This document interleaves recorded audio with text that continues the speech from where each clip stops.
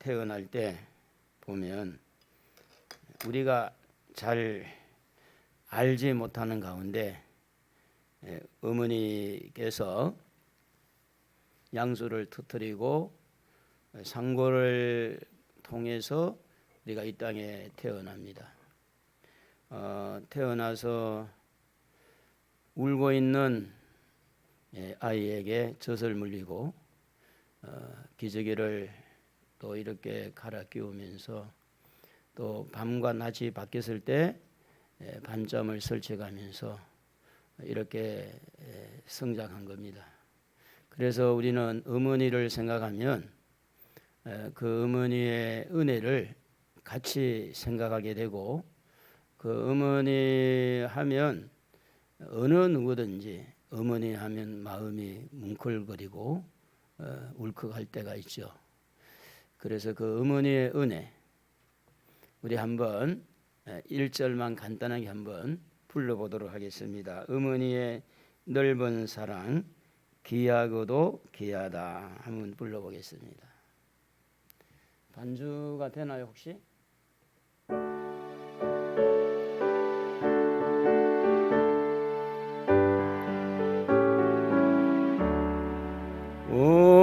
어머니의 넓은 사랑 귀하고도 귀하다. 그 사랑이 언제든지 그 사랑이 언제든지 너를 감싸주니 내가 울 때 어머니는 내가 울 때 어머니는 주께 기도드리고 내가 기뻐 웃을 때에 찬송 부르십니다. 어머니를 생각할 때 물론 이제 사람이 그렇습니다. 내가 이렇게 이 땅에 태어나겠다 해서 태어난 사람 한 사람도 없죠. 또 그 어머니와 아버지가 이런 아이를 내가 태어나게 해야 되겠다 해서 태어난 자녀가 한 사람도 없습니다. 태어나 보니까 어머니고 태어나 보니까 자식이죠. 그런데 이 땅의 어머니를 통해서 젖을 먹고 사랑을 먹고 은혜를 먹고 그렇게 살아가도 사람의 마음에 남아있는 여러 가지 문제들이 그 큰 어머니의 사랑과 은혜만 가지고 해결이 안 되는 일들이 참 많습니다. 어머니는 우리를 사랑하고 또 은혜를 베푸는데 그래서 우리는 또 다른 하나의 은혜가 있다는 것을 깨닫게 됩니다. 그것이 바로 하나님의 은혜인 줄로 믿습니다. 310장에 우리 한번 1절 또 한번 노래 한번 1절을 찬송을 한번 불러보겠는데 하나님의 은혜로 이 쓸데없는 자 한번 불러보겠습니다.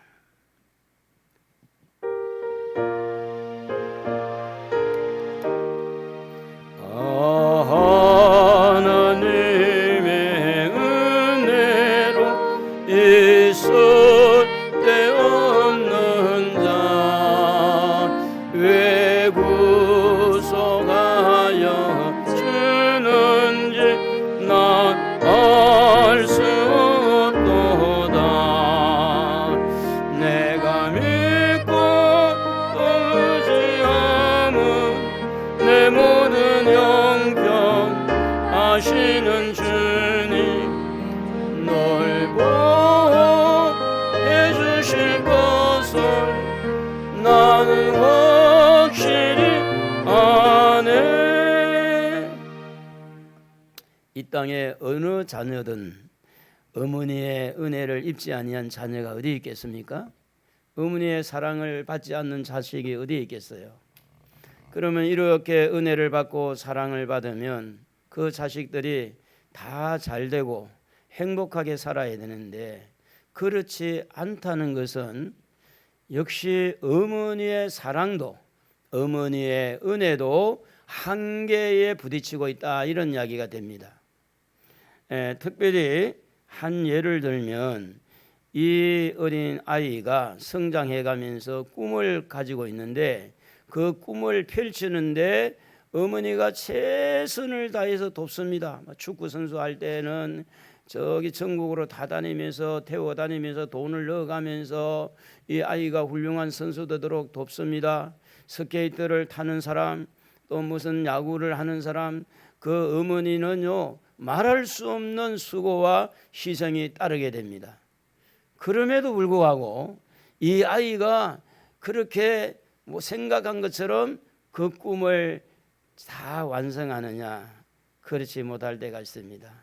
또 하나를 말을 하면 인간의 근본적인 문제입니다. 사람이 살다 보면 죄를 짓게 됩니다. 그래서 때로는 어머니도 죄를 짓고 자식도 죄를 짓고 그 죄 때문에 욕심 때문에 부모와 불화가 일어나고 때로는 그 욕심 때문에 죄를 지어서 여러분 요즘에는 뭐 노름을 하는데 인터넷 통해 가지고 노름을 해 가지고 지금 대통령 후보 되는 이재명 씨 아들도 무슨 뭐 빚이 7천만 원인가 얼마 졌다고 그러고 그런 뉴스가 이제 뭐냐면 부모가 아무리 자식을 사랑하고 은혜를 베풀어도 그 자식 속에 있는 욕구, 욕심, 또 그 자식이 가지고 있는 어떤 그런 생각들, 가치관을 가지고 살아가기 때문에 부모가 다 통제하거나 부모가 짤 수가 없어요.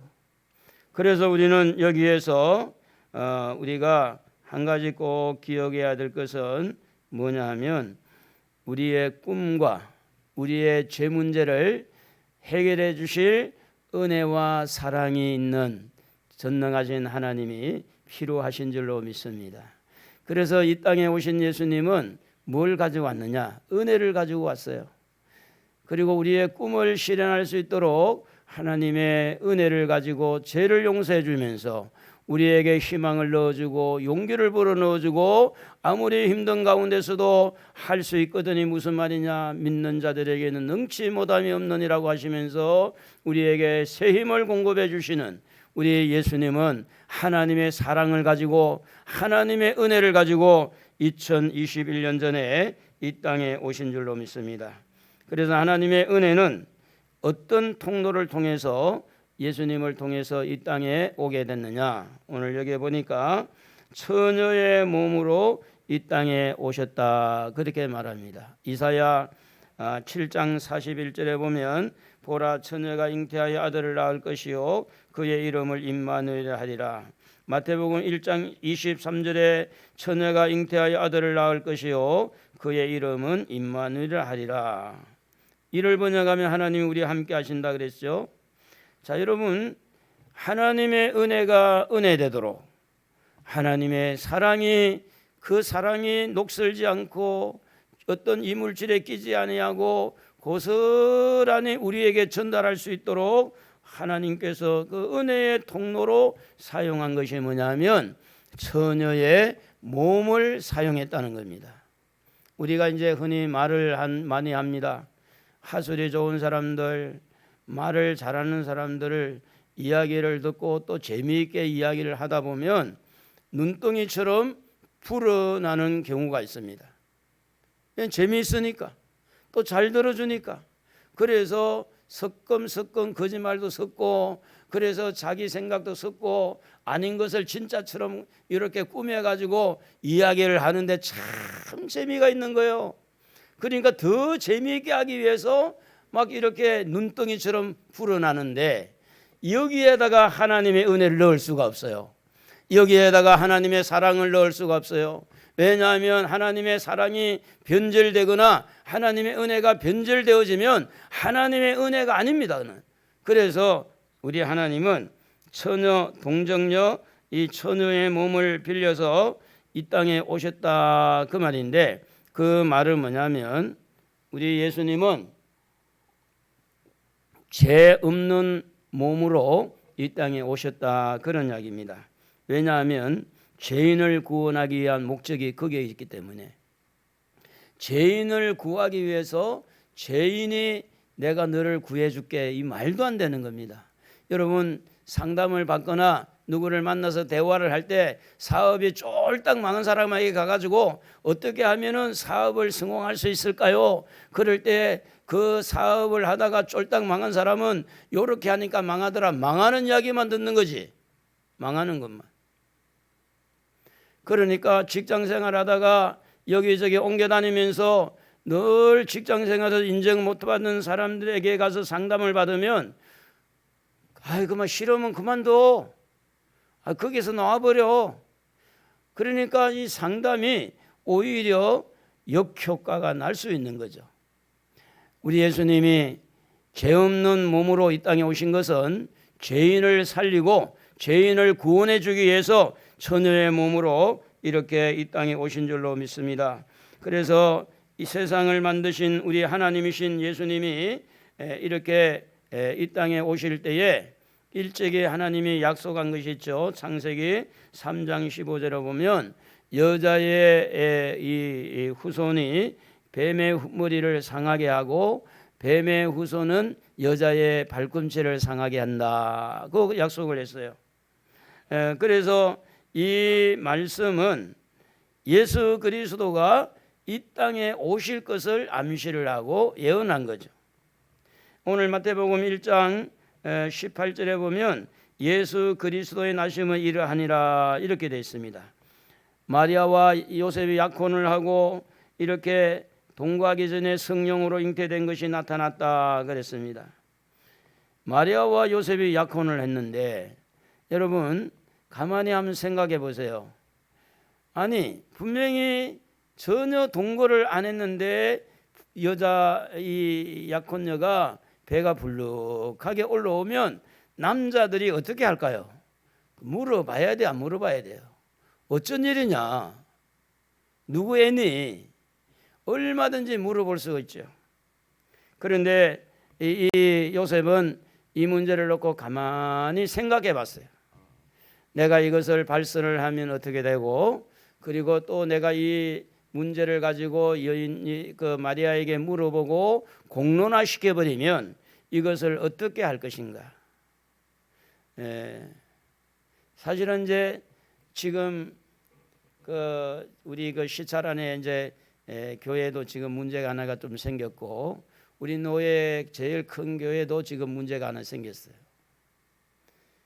그래서 제가 이제 노예에서 하는 이야기가 노예의 이 문제를 가져가기 전에 시찰해서 충분히 좀 해결을 해서 노예 이슈화가 되기 전에 문제를 풀어야 된다. 합의를 보게 하고 문제를 좀 어렵지 않도록 해야 된다. 제가 이제 참빛교회 문제가 일어났을 때 그 중부 시찰장에게 전화를 했어요. 노예 가지고 나오지 말아라. 노예 가지고 나오면 공론화가 돼서 어려움이 올 것이다. 시찰에서 가능하면 시찰에서 합의를 봐가지고 합의안을 가지고 노예 가지고 나와라. 이 요셉도 어려운 요셉이라 그랬어요. 어려운 요셉. 가만히 생각해 보니 이 문제를 드러내게 되면 마리아는 돌에 맞아 죽게 되겠죠. 엉망진창이 될 거예요. 그래서 그는 가만히 끊고자 할 때 그 생각을 하는 그 순간에 주의 천사가 현몽하여서 요셉아 이 마리아 데려오는 것을 두려워하지 말고 데려와라. 이것은 성령으로 잉태된 것이다. 천사가 이 요셉이 고민하고 생각하고 있는 것들을 아시고 설득을 하는 거예요. 걱정하지 말아라. 이 성령으로 하는 것이다. 그러니까 이제 여러분과 저에게 하나님의 사랑이 전달되고 하나님의 은혜가 전달되는 과정에서 마리아와 요셉이 쓰임을 받는데 굉장히 어려운 여건 속에서 쓰임을 받았다는 거예요. 그러니까 요셉은 이 문제를 설득을 받고 그대로 순종을 했어요. 그래서 마리아를 데려왔으나 오늘 읽은 말씀에 보면 25절에 아들을 낳기까지 동침하지 아니하더라 이렇게 되어 있습니다. 하나님의 은혜, 하나님의 사랑을 예수 그리스도가 아기 예수가 가지고 이 땅에 들어올 때 그 은혜의 통로는 굉장히 좀 우리가 생각한처럼 시집가고 장가가서 아이 낳고 이런 이야기가 아닙니다.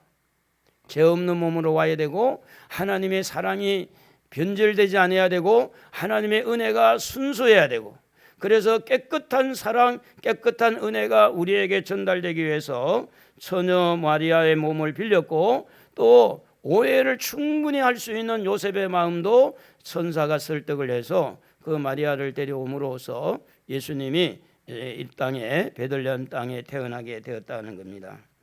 여기에 쓰임을 받은 것은 요셉의 믿음이나 마리아의 순종, 희생이 쓰여졌다고 하는 겁니다. 그래서 처녀가 잉태한 것은 순전히 성령의 능력으로 된 것이고, 그것은 우리 때문에 죄 없는 몸으로 이 땅에 오셔서 죄 있는 우리를 구원해 주시려고 이 땅에 오신 예수를 우리는 환영하고 기쁘게 받아들이게 되는 거죠.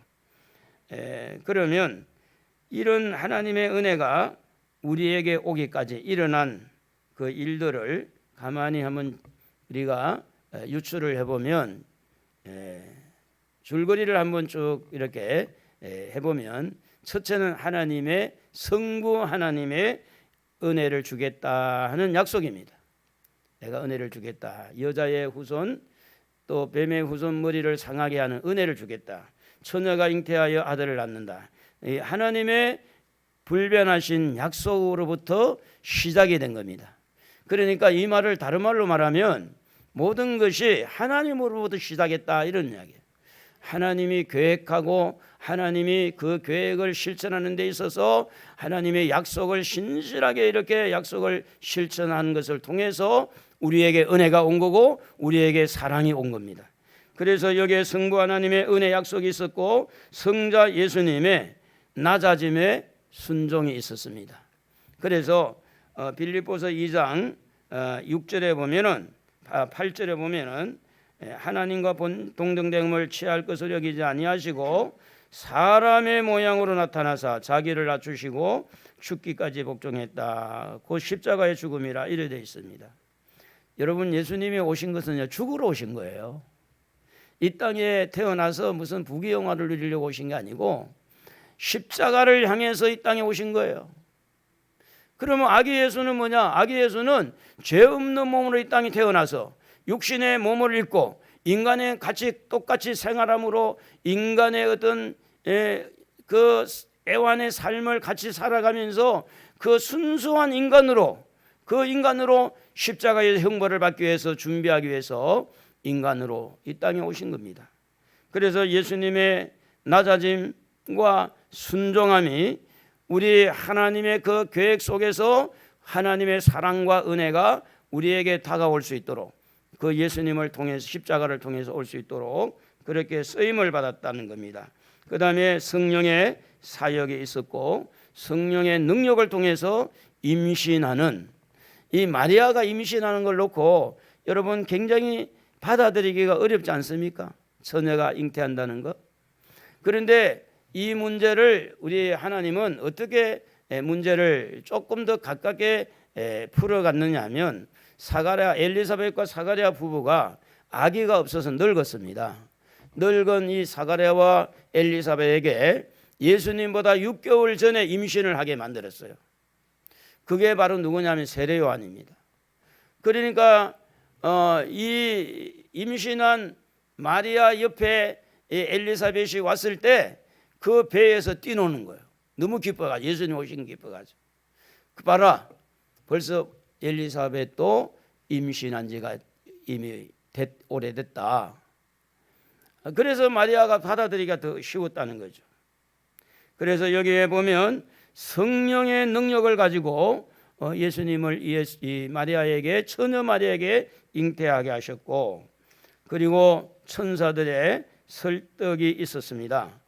마리아를 설득하고 또 요셉을 설득하면서 하나님과 이 사람 사이에 영의 세계와 육의 세계 가교 역할을 천사가 한 겁니다. 영적인 세계와 어떤 육신의 세계를 이렇게 오가면서 그 중간 역할을 한 거죠. 그래서 이제 그렇게 가교 역할을 할 때 마리아와 요셉은 믿음으로 이 부분을 받아들임으로 예수님이 이 땅에 오신 거죠. 여러분이 믿는 예수가 간단하지 않습니다. 성부의 약속, 성자의 능력, 성자의 낮아짐과 순종, 성령의 능력을 통해서, 천사들의 역사를 일을 통해서, 마리아와 요셉의 그 믿음과 순종을 통해서 예수님이 이 땅에 오심으로 그분을 통해서 우리가 은혜를 받고 그분을 통해서 사랑을 받게 되었으니까, 그냥 우리가 믿는 예수가 갑자기 하늘에서 뚝 떨어진 게 아닙니다. 누군가가 학자들이 만든 그런 학설도 아니고요. 그래서 마리아를 설득할 때 마리아가 누가복음 1장 38절에 보면은 이런 대답을 했어요. 주의 여종이 오니 말씀대로 내게 이루어지이다, 이렇게 말합니다. 주의 여종이 오니 말씀대로 되기를 원합니다. 여러분, 이 말은요 쉽지 않습니다. 내가 주님의 딸이니까 주님 마음대로 하세요, 그런 이야기거든요. 한번 해볼까요? 나는 주님의 자녀이니 주님 마음대로 하세요. 아멘입니까? 에이, 아멘입니까? 할렐루야, 감사해요. 주님의 아들이니 주님의 딸이니 주님 마음대로 하세요. 이게 마리아의 신앙 고백이었어요. 그 신앙 고백, 믿음을 통해서 임신을, 그러니까 하나님은 인격자이기 때문에 마리아가 싫습니다 하면 할 수 없잖아요. 그런데 마리아가 그것을 허락을 할 때 어떻게 했느냐? 저는요 주님의 종입니다. 주님의 계집종인데 주님 마음대로 하세요. 주님이 하시는 일에 내가 뭘 가부를 묻겠습니까? 주님 하고 싶은 대로 하시라고. 그래서 마태복음 1장 24절에도 보면 요셉도 잠에서 깨어 일어나 주의 사자의 분부대로 행하여 그의 아내를 데려왔으나 동침하지 않았다, 이런 이야기입니다. 자, 은혜의 통로로 오신 이 예수를 우리는 이 성탄을 통해서 축하하고 이제 기뻐하게 되는데, 이 모든 일에 한치의 실수 없이 이루어지게 된 것은 무엇 때문이냐면 성령님의 보호가 있었다, 그런 말입니다. 한번 따라해 볼까요? 성령님의 보호. 여러분도요 성령님의 보호를 받아야 돼요. 건강도 그렇고 물질도 그렇고. 여러분, 요즘에 주식이 늘뛰기를 하고요. 지금 환율이 뭐 1,900원 가까이 지금 올라가기도 하고, 코인을 보면은 막 그냥 내리막으로 내려가고, 이제 이런 이제 뭐 경제적인 어떤 그런 여건들이 있잖아요. 부동산 값도 지금 뭐 곤두박을 치고. 그런데 이제 사람의 생각이라는 것이 지금이다, 지금 사면, 지금 투자하면, 지금 이 문제에 내가 개입을 하면 큰 돈을 벌 수 있겠다, 순간적인 결정을 할 때가 있어요. 순간적으로.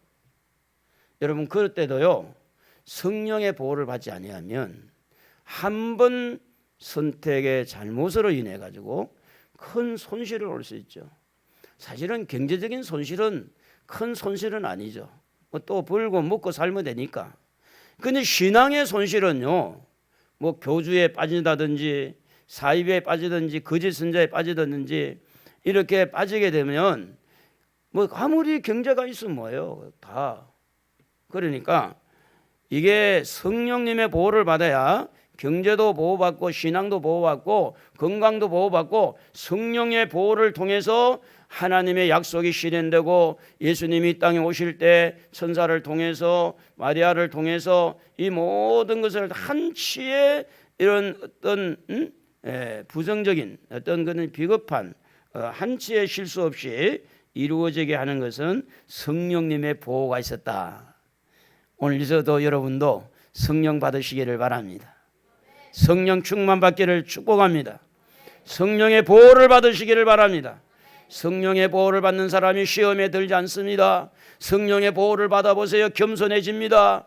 교만한 생각들을 깨닫게 해주신 분이 성령님이십니다.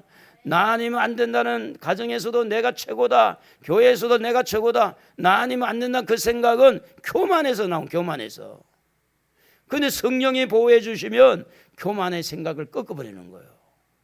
겸손하게. 직장에서도요. 겸손한 마음을 가지는 사람은 성령께서 그 사람을 보호해 줍니다. 겸손해지는 거예요. 그래서 마태복음 1장 20절에 보면 이 일을 생각할 때에 주의 사자가 현몽하여 이르되 다윗의 자손 요셉아 네 아내 마리아 데려오기를 무서워 말라. 그에게 잉태된 자는 성령으로 된 것이라. 선사가 지금 이야기하는 초점은 성령에게 초점을 맞추는 거예요. 이것은 성령이 하시는 거예요. 예수님이 성령으로 잉태하시고 예수님이 마귀에게 시험을 받을 때 성령에 이끌려 마귀에게 시험을 받았다 이렇게 돼 있어요. 예수님이 부활 승천하면서 숨을 내쉬면서 성령 받으라 하고 예루살렘을 떠나지 말고 성령을 기다리라. 성령 세례를 받아야 된다. 오늘도 여러분 성령 받는 사람은 성령의 인도를 받는 사람은 이런 말도 생각도 하나님 앞에 보호를 받지만 성령의 감동을 받지 못하고 내 생각 육신의 생각을 하면 시험에 걸어 들려서 삐뚤삐뚤하고 삐죽삐죽하고 이렇게 나와요. 성령 받기를 축복합니다. 성령 받아야 돼. 이유를 불문하고.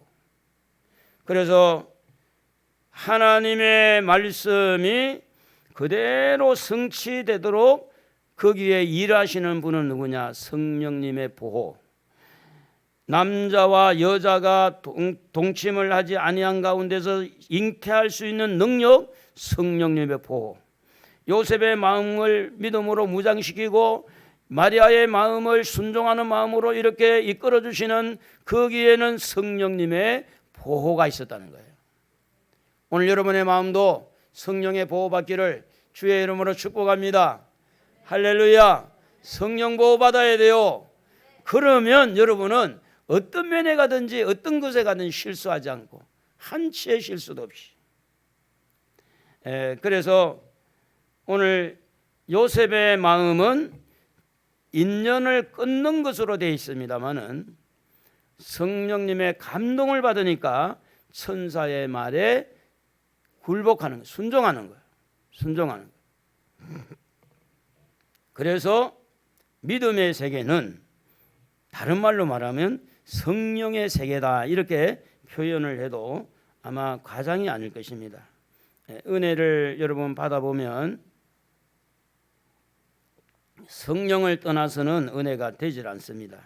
말씀을 깨달을 때도 성령님이 역사해야 되고 말씀에 이렇게 깨닫고 나에게 주시는 말씀이구나, 내가 나한테 이렇게 하시는구나, 이러한 말씀으로 들리도록 하는 분이 누구냐면 성령님이세요. 여러분 설교가요 무슨 설교인지 들리는 것은 은혜입니다. 이미 은혜를 받고 있는 거예요. 무슨 설교인지 들린다고 하는 것은. 근데 거기에 누가 일을 하고 계시느냐? 성령이 일을 하고 계시는 거예요. 그래서 지금 이 순간에도 성령이 여러분에게 운행하고 있는 거 아셔야 돼요. 감동하고 있는 거. 그래서 이 성경은 성령의 사역에 대해서 관심을 갖게 만드는데 성령은 친히 세례를 주십니다. 마가복음 1장 8절에 보면 그는 너희에게 성령으로 세례를 베푸시리라. 성령은 우리를 거듭나게 하십니다. 요한복음 3장 5절에서 이렇게 기록된 걸 보면 물과 성령으로 나지 아니하면 거듭나지 아니하면 하나님 나라에 들어갈 수 없다. 그렇게 말합니다. 성령은 성경을 기록하는데 주도적인 역할을 할 때 사도행전 1장 2절에 보면 그가 택하신 사도들에게 성령으로 명하시고 이래 되어 있습니다. 성천하신 날까지의 일을 기록하였노라. 성령의 인도를 통해서 성경을 기록하는 거예요. 안수함으로 성령을 충만하게 받게 하는데 사도행전 9장 17절에 보면 아나니아가 떠나 그 집에 들어가서 그에게 안수하여 이르되 형제 사울아 주 곧 네가 오는 길에서 나타나셨던 예수께서 나를 보내어 너로 다시 보게 하시고 성령으로 충만하게 하신다 하니. 그러니까 예수님 만나고 눈이 멀었잖아요. 볼 수 없었잖아요. 그런데 성령의 인도를 통해서 눈에 빛이 비늘이 떨어져 나가고 안수하니까 이 바울이 성령으로 충만해진 거예요. 안수받으니까. 사도행전 11장 28절에 보면 성령으로 말하되 천하에 큰 흉년이 들리라. 미래를 가르쳐 주시는 일을 성령이 하십니다. 고린도전서 2장 10절에 보면 성령은 모든 것 곧 하나님의 깊은 것까지도 통달하신다. 하나님의 마음을 알게 하시는 분이 성령님이십니다. 여러분, 성령의 역사를 우리가 가볍게 생각하면 안 됩니다. 고린도전서 이 12장 3절 우리 같이 한번 읽어보겠습니다. 중요한 구절이죠. 그러므로 내가 너희에게 알려노니 하나님의 영으로 말하는 자는 누구든지 예수를 저주할 자라 하지 아니하고 또 성령으로 아니하고는 누구든지 예수를 주시라 할 수 없느니라. 예수를 믿으신다고 하면 성령을 받아야 되는 거예요. 그러니까 성령으로 하지 아니하고는 예수를 못 믿는다는 거예요. 내가 예수를 믿는 것 같지만 내가 예수를 믿도록 한 게 아니라 내 안에 성령이 예수를 믿어지도록 하는 거예요. 그래서 여기에 말한 대로 누구든지 예수를 주시라 할 때 성령으로 아니하고는 예수님을 나의 주라고 믿지 못한다는 거죠. 그래서 이 성령 하나님은 지금도 우리의 마음을 은혜롭게 만듭니다. 성령 하나님은 지금도 우리를 사랑하는 마음으로 만들어주고 하나님의 사랑이 우리의 마음에 와서 젖어들도록 하나님의 은혜가 성령을 통해서 그 은혜가 은혜되도록 하신 분이 누구냐면 성령님이라는 거죠. 여러분, 머리 지식, 정보로 가지고는 안 돼요. 정보가 아무리 많아도 마음하고는 이 머리하고는 거리가 너무 멉니다. 여러분요, 은혜와 사랑은요 마음의 이야기입니다. 마음의 이야기. 성령이 이끌어 주셔야 마음의 은혜가 되고 마음의 사랑이 넘칠 때 거기에서 하나님의 은혜가 뭔지 사랑이 뭔지 깨닫고 눈물을 흘리기도 하고 각오하고 결심하기도 하고. 그래서 성령을 떠나서는 신앙생활이 어렵다. 그래서 여러분, 은혜를 잊고 은혜 속에 들어가기 위해서는 더 성령을 사모하시기를 주의 이름으로 축복합니다. 그래서 예수님은 이런 은혜, 어떤 은혜를 예수님은 성령을 통해서 우리에게 가져왔느냐면 특별히 죄인들에게 필요한 은혜, 죄인들에게 그 필요한 은혜를 가지고 왔는데 마태복음 1장 21절에 보면 자기 백성을 그들의 죄에서 구원할 자가 예수님이다 이렇게 기록하고 있죠. 그러니까 이제 어디에다 초점을 맞춰야 되느냐면 여러분이 지은 죄 문제입니다. 죄인이 죄인의 길을 여는 것은 멸망이죠. 어불성설이죠. 지금도 죄인들은요 큰 소리 치고 살아갑니다. 여러분, 대통령이 죄인들에 대해서 이야기해 본 적이 있던가요? 교육부 장관이 우리 지금 이제부터 죄를 좀 적게 짓고 삽시다 이렇게 이야기한 적 들어봤어요? 뉴스에 다 보면 죄를 누가 어떤 죄를 지었는데 구속했다, 구속 안 했다 뭐 그런 것만 나오지. 여러분, 사실은 여러분도 그럴지 몰라요. 죄 문제를 너무 가볍게 생각하는 거. 지금 세상에는 죄를 너무나 많이 짓고 살지만 정치인들도 교육자들도 그나마 그래도 정치인들이 교육자들이 정신을 차리고 좀 죄를 적게 짓도록 이렇게 좀 만들어 가야 되는데 그게 지금 손을 놓은 지가 오래된 거예요. 손을 놓은 지. 지금은 가정에서 체벌도 없잖아요. 학교에서도 체벌도 없고 얼마나 지금 사람 중심으로 가고 있습니까? 그런데 예수님은 오늘도 이렇게 죄 문제를 다루기 위해서 이 땅에 오신 분이 예수님이에요. 그러므로 은혜는 어디서 발생이 되느냐? 죄 문제와 관련된 곳에서 은혜가 발생된다는 거예요. 죄 문제와 관련된 거기에서 하나님의 사랑이 뭔지 깨달아지고 그래서 은혜가 은혜되도록 할 때는 죄 문제를 다루어야 진짜 은혜를 깨닫게 되고 은혜를 나누면서 하나님의 사랑이 이런 것이는가 할 것을 아는 것은 죄 문제를 제껴놓고는 하나님의 사랑을 논하기가 어렵습니다. 그래서 우리가 잘 아는 암송구절 요한복음 3장 16절에 보면 하나님이 세상을 이처럼 사랑하사 독생자를 주셨으니 누구든지 저를 믿는 자는 멸망치 않고 영생을 얻는다. 예수를 믿음으로 죄사함을 받고 영생을 얻는 길을 갖게 되는 거죠. 어떻게 보면 지금 죄인들이 큰 소리를 많이 치고 살아요.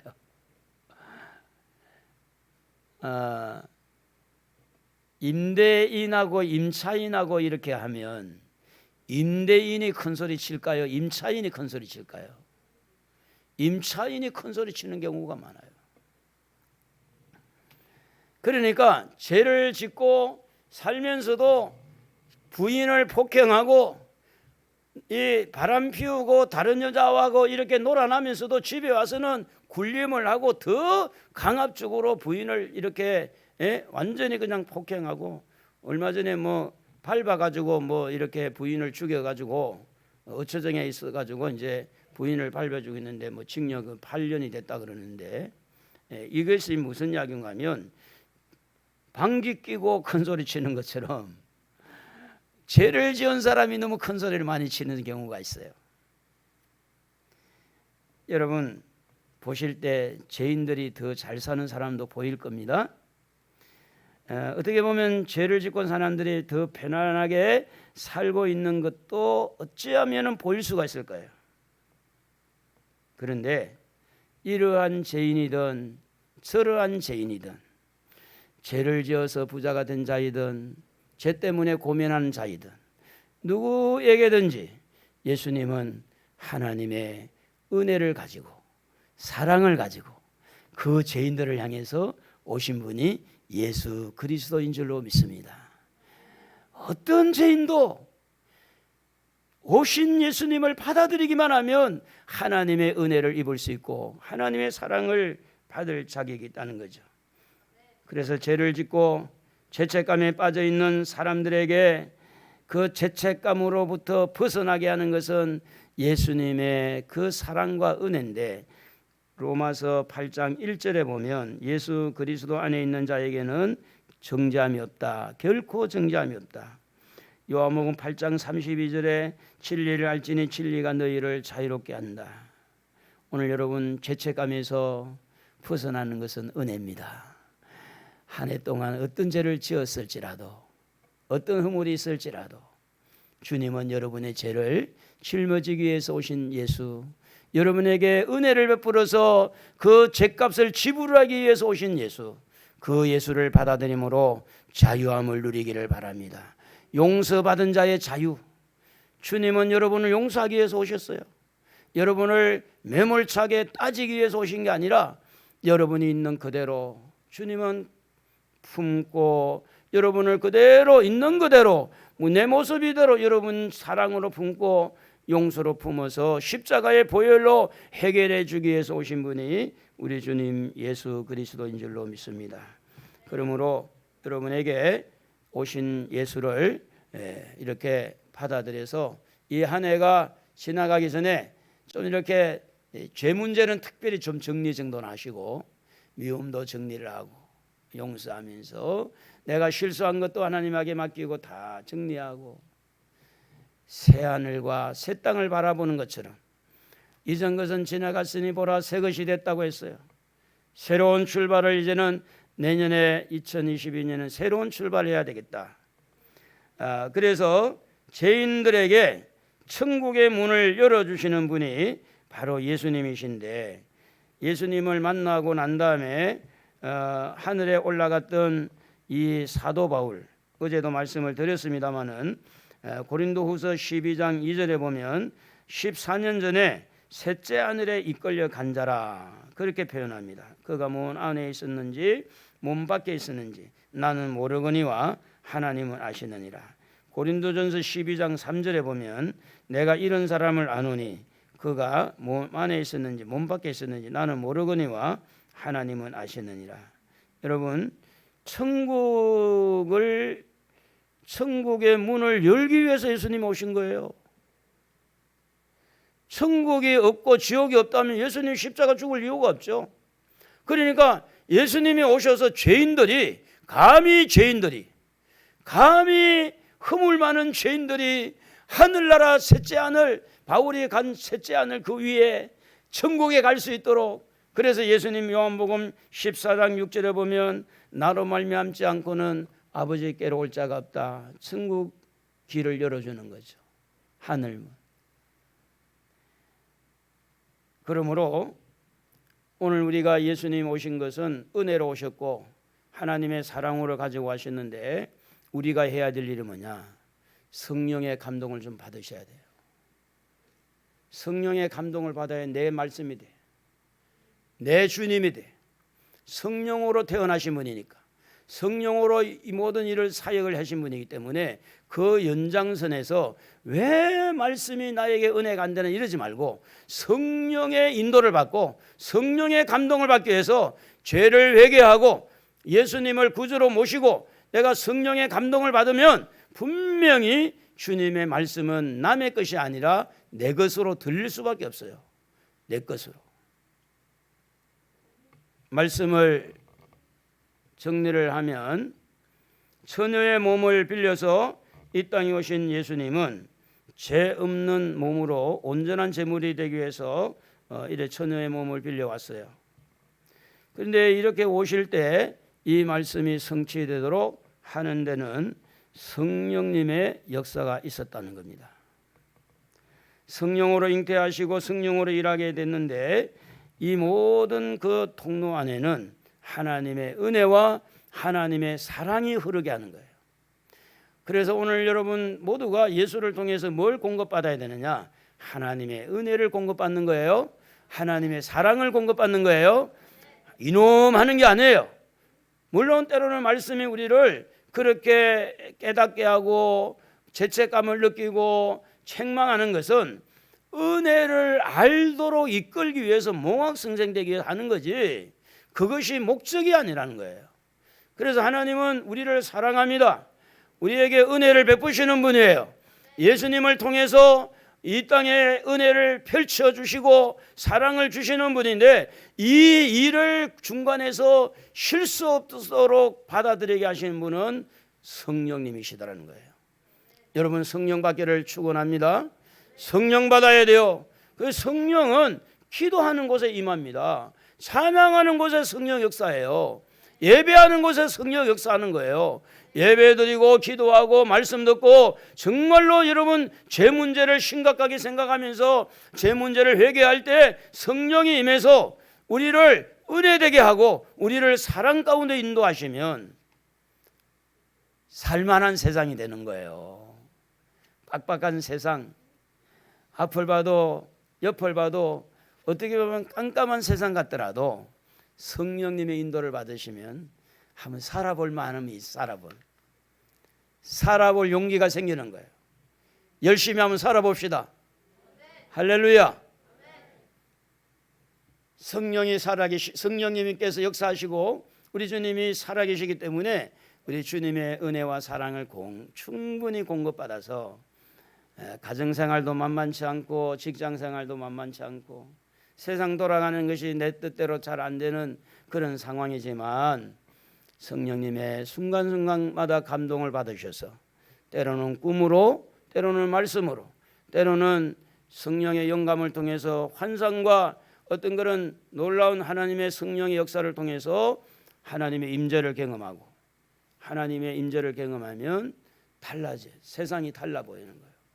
그래서 이번 새해도 우리 모두가 성령 충만 받아서 우리가 새로운 출발하기 위해서 한 해 동안 지은 모든 허물과제는 다 뒤로 미루고 우리 새로운 마음을 가지고 앞으로 열심히 살아가는 우리 모든 성도들 되기를 주님의 이름으로 축원합니다. 우리 아까 불렀던 찬송